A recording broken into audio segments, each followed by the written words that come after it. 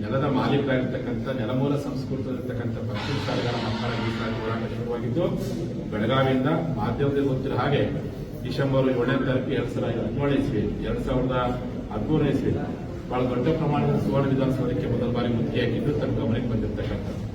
ಅದಾದ ನಂತರ ಯಡಿಯೂರಪ್ಪ ಸರ್ಕಾರದಲ್ಲಿಯೂ ಮುತ್ತಿಗೆ ಹಾಕಿ ಪ್ರಯತ್ನ ಪಟ್ವಿ. ಕೊನೆ ಗಳಿಗೆಯಲ್ಲಿ ಅಧಿವೇಶನ ಬಂದೋದಂತ ಸಂದರ್ಭದಲ್ಲಿ ಸುವರ್ಣ ವಿಧಾನಸೌಧ ಮುಂದದಲ್ಲಿ ರಾಜ್ಯ ಮಟ್ಟದ ಉಪಸತ್ಯಾಗ್ರಹವನ್ನು ಕೈಗೊಂಡು ಯಡಿಯೂರಪ್ಪ ಸರ್ಕಾರಕ್ಕೂ ನಾವು ಆಗ್ರಹ ಮಾಡಿದ್ವಿ. ಬಸವರಾಜ ಬಹಳ ದೊಡ್ಡ ಹೋರಾಟ ಮಾಡಿ ಕೊನೆ ಗಳಿಗೆಯಲ್ಲಿ ಹೋರಾಟ ಮೂಲಕ ನಮಗೆ ಟೋಡಿ ಅಂತ ಒಂದು ಮೀಸಲಾತಿ ಪಡಲಿಕ್ಕೆ ಒಂದು ಹೆಜ್ಜೆ ಮುಂದಕ್ಕೆ ಹೋಗಿದೆ. ಈಗ ಇವತ್ತಿನ ಕರ್ನಾಟಕ ಸರ್ಕಾರ ಅಧಿಕಾರಕ್ಕೆ ಬಂದ ಮೇಲೆ ಕಳೆದ 2 ಬಾರಿ ಮುಖ್ಯಮಂತ್ರಿಗಳು ಮಾತು ಕೊಡ್ತೀವಂತೆ ಮಾತು ಕೊಟ್ಟು ತಪ್ಪಿದ ಮೇಲೆ ನಮ್ಮ ವಕೀಲರ ಪರಿಷತ್ತಿನ ಬಹಳ ದೊಡ್ಡ ಸಮಾವೇಶ ಬೆಳಗಾವಿ ಕೈಗೊಂಡಾಗ ನಿಮ್ಮೆಲ್ಲರ ಮಾಹಿತಿಗೆ ಮೇರೆಗೆ ಸನ್ಮಾನ ಮುಖ್ಯಮಂತ್ರಿಗಳು ನಮ್ಮನ್ನು ಮಾತುಕತೆ ಕರೆದು ಇಲ್ಲಿಗೆ ಬೆಂಗಳೂರು ಮಾತುಕತೆ ಕರೆದು ಬೆಂಗಳೂರು ಮಾತುಕತೆ ಕರೆದ ಮೇಲೆ 2 ತಾಸುಗಳ ಡಿಸ್ಕಷನ್ ಮಾಡಿದ್ರು. ಒಂದು ಹೃದಯದ ಮಾತು, ಒಂದು ಭರವಸೆ ಮಾತನ್ನು ಕೊಡುವಂತ ಕೆಲಸನಾದ್ರೂ ಮಾಡಲಿಲ್ಲ. ನೀತಿ ಸಮಿತಿ ಅನ್ನೋದನ್ನು ನೆಪ ಹೇಳಿದ್ರು. ನಾವು ಹೇಳಿದ ನೀತಿ ಸಮಿತಿ ಇವತ್ತಿರುತ್ತೆ, ನಾಳೆ ನವೆಂಬರ್ 20 ಮುಕ್ತಾಯಗೊಳ್ಳುತ್ತೆ. ನಿಮ್ಮಿಂದ ನಾವು ನಿರೀಕ್ಷೆ ಇಟ್ಕೊಂಡಿವಿ. ನಿಮ್ಮ ಸರ್ಕಾರ ಬರಲಿಕ್ಕೆ ಮೂಲತಃ ಪಂಚಾಯತ್ ಸಭೆ ಮೂಲ ಕಾರಣ. ಹಿಂದಿನ ಸರ್ಕಾರ ಕೊಟ್ಟಂತ ಮೀಸಲಾತಿ ಕೊಡುವಂತ ಸಂದರ್ಭದಲ್ಲಿ ಸರಿಯಾದ ಸಮಯ ಕೊಟ್ಕೊಂಡಿದ್ರೆ ಈ ಸಮಸ್ಯೆ ಬರ್ತಿಲ್ಲ. ಅವರು ಕೊಡುವಂತ ಮೀಸಲಾತಿಯನ್ನ ಕೊನೆಗಳಿಗೆ ಏನು ನೀತಿ ಸಮಿತಿ ಪ್ರಕಟವಾಗುವಂತ ಒಂದು ದಿನ ಮುಂಚಿತವಾಗಿ ಮೀಸಲಾತಿ ಕೊಟ್ಟರು ಅದು ಇಂಪ್ಲಿಮೆಂಟ್ ಆಗಲಿ. 2D ಹೊಸ ಮೀಸಲಾತಿ. ಹಾಗಾಗಿ ನಮ್ಮ ಜನ, ನಮ್ಮ ಗುರುಗಳು 3 ತಿಂಗಳು ಉಪವಾಸ ಕುತ್ಕೊಂಡ್ರೆ ತಿಳ್ಕೊಂಡು ನೊಂದುಕೊಂಡು ನೀವು ಮಾಡ್ತೀನಿ ತಿಳ್ಕೊಂಡು ನಿಮಗೆ ಆಶೀರ್ವಾದ ಮಾಡಿದ್ರಿ. ಹಾಗಾಗಿ ನಮ್ಮ ಸಮಾಜ ಗುಣದಲ್ಲಿ ನಿಮ್ಗೆ ಸರ್ಕಾರ ಇದೆ ಅನ್ನೋದನ್ನ ನೀವು ಮರಿಬಾರ್ದು. ನಿಮ್ಮ ಸರ್ಕಾರ ಬರ್ಲಿಕ್ಕೆ ಅಲ್ಪಸಂಖ್ಯಾತರು, ದಲಿತರು, ಹಿಂದುಳಿದವರು ಎಷ್ಟು ಮುಖ್ಯ ಅಂತ ನೀವು ಸಾರಿ ಹೇಳ್ತಿರಲ್ಲ. ಇದ್ರ ಜೊತೆ ನೀವು ಅರ್ಥ ಮಾಡ್ಕೊಳ್ಬೇಕು. ಲಿಂಗಾಯತ ನಿಮಗೆ ಓಟ್ ಹಾಕಿದ್ದಾರೆ.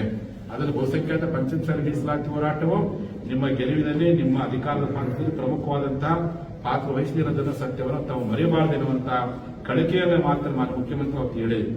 ಆಗ ಮುಖ್ಯಮಂತ್ರಿ ನಾವೇನ್ ಮಾಡ್ಕೊಂಡ್ವಿ, ಒಂದು ಸಮಯ ಕೊಡ್ರಿ.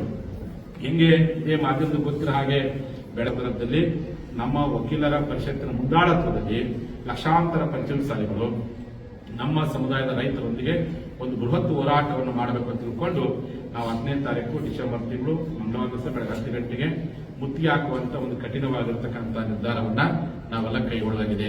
ಉದ್ದೇಶ ಏನಪ್ಪ ಅಂತಂದ್ರೆ, ಹಿಂದೆ ವಿಧಾನಸಭಾ ಅಧಿವೇಶನ ಯಾವ ಸಂದರ್ಭ ನಡೆದಿತ್ತು, ಎಲ್ಲಾ ಸಂದರ್ಭದಲ್ಲಿ ವಿಧಾನಸಭಾ ಮುತ್ತಿಗೆ ಹಾಕುವಂತ ಪರಿಪಾಠವನ್ನ ಜಗದೀಶ್ ಶೆಟ್ಟರ್ ಕಾಲದಲ್ಲಿ ಮಾಡ್ಕೊಂತ ಬಂದೇವೆ. ಹೋದ ಸಿದ್ದರಾಮಯ್ಯ ಕಾಲದಾಗೂ ಪ್ರಯತ್ನ ಪಟ್ಟು ಕೊನೆ ಸಿಎಂ ಮಾತುಕತೆ ಮಾಡಿ ಅದನ್ನ ವಿತ್ಡ್ರಾ ಮಾಡ್ಕೊಂಡು ಈ ಸಾರಿ ಮುಖ್ಯಮಂತ್ರಿಗಳ ಮಾತುಕತೆ 2 ವರ್ಷಗಳ ನಂತರದಲ್ಲಿ ಫಸ್ಟ್ ಟೈಮ್ ಮಾತುಕತೆ ಕರೆದಾಗ ಒಂದು ಒಳ್ಳೆಯ ಭರವಸೆ ಕೊಡೋದು ಕೆಲಸ ಮಾಡಿದ್ರೆ ನಮ್ಗೆ ಎಷ್ಟೋ ಸಂತೋಷ ಆಗ್ತಿತ್ತು. ಅದು ಆಗಲಿಲ್ಲ ನೋವಿದೆ.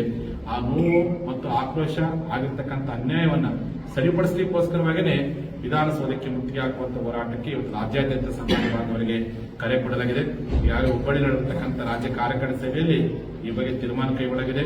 ಈ ಒಂದು ಹೋರಾಟದಲ್ಲಿ ಇಡೀ ನಾಡಿನ ಪಂಚಾಯತ್ ಶಾಲೆಗಳು ನೀವೆಲ್ಲರೂ ಸಹ ಹಳ್ಳಿಗೆ ಒಂದು ಟ್ಯಾಕ್ಟರ್ ಎಂಬಂತೆ ನೀವೆಲ್ಲರೂ ಕಡ್ಡಾಯವಾಗಿ ಹೋರಾಟಕ್ಕೆ ಬರಲೇಬೇಕು.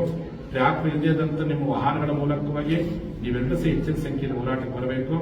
ಯಾವುದೇ ಕಾರಣಕ್ಕೂ ಸರ್ಕಾರಕ್ಕೆ ನಾನು ಒತ್ತಾಯ ಮಾಡ್ತೀನಿ, ನಮ್ಮ ಬರುವಂತ ಟ್ಯಾಕ್ಟರ್ಗಳಿಗೆ, ನಮ್ಮ ಬರುವಂತ ವಾಹನಗಳಿಗೆ ಅಡೆತಡೆ ಉಂಟು ಮಾಡುವಂತ ಪ್ರಯತ್ನ ಮಾಡಿದ್ರೆ ಮುಂದೆ ಆಗುವಂತ ಅನಾಹುತಕ್ಕೆ ಸರ್ಕಾರವೇ ನೇರ ಹೊಣೆಗಾರ ಎನ್ನುವಂತ ಎಚ್ಚರಿಕೆ ಮಾತನ್ನು ಈ ಸಂದರ್ಭದಲ್ಲಿ ಹೇಳಿಕೆ ಇಚ್ಛೆ ಪಡ್ತೀನಿ. ಈಗಾಗಲೇ ನಮ್ಮ ವಕೀಲರು